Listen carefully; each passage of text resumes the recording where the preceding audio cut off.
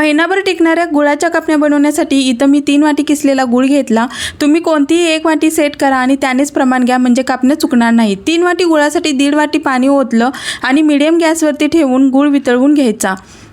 गुळ वितळल्यावर थंड करण्यास ठेवून दिला। तोपर्यंत परातीत त्याच वाटीने 6 वाटी गव्हाचं पीठ, 2 वाटी बेसन, अर्धी वाटी रवा घालायचा। आता इथं मी छोट्या वाटीने रवा घेतलाय, पण हा अर्धी वाटी रवा आहे। छोटा 1 चमचा हळद पूड आणि सुंठ, बडीशोप, वेलची, जायफळ भाजून मिक्सरला बारीक दळून घेतलंय, हे याच्यात घातलं। चवीसाठी थोडंसं बारीक मीठ घालायचं। अर्धी वाटी गरम तेलाचं मोहन घालायचं।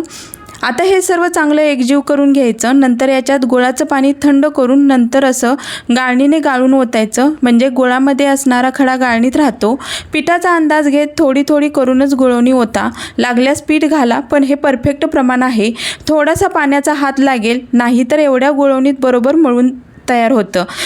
तुम्हाला जर कमी गोड कापण्या बनवायच्या असतील तर तुम्ही याच्यात गव्हाचं पीठ आणि पाणी घालून पीठ मळू शकता। आता हे 15 ते 20 मिनिटासाठी पीठ मुरण्यास ठेवून देऊयात। पीठ मुरल्यावर याचे मी दाखवल्याप्रमाणे गोळा तयार करून घ्यायचा आणि थोडासा लाटायचा। वरून दोन्ही बाजूला खसखस लावून गोल आकारात लाटून घ्यायचं। खूप जाड आणि खूप पातळ पण लाटायचं नाही, उंड्याच्या साईजप्रमाणे लाटून घ्या। नंतर याला कापणीचा आकार देऊन कापून घ्यायचं, हे बघा या प्रकारे। नंतर तेल चांगलं गरम झाल्यावर हाय टू मीडियम फ्लेमवरती सोनेरी कलरवर सर्व कापण्या तळून घ्यायच्या। हे बघा खूप छान खुसखुशीत कापण्या बनून तयार आहेत। ह्या थंड करून हवाबंद डब्यात ठेवल्यास महिनाभर टिकतात आणि मुलांना बाहेरचं खायला देण्याऐवजी असे आपले पारंपरिक पदार्थ बनवून ठेवायचं आणि लागेल तसं हे पदार्थ खायला द्यायचे।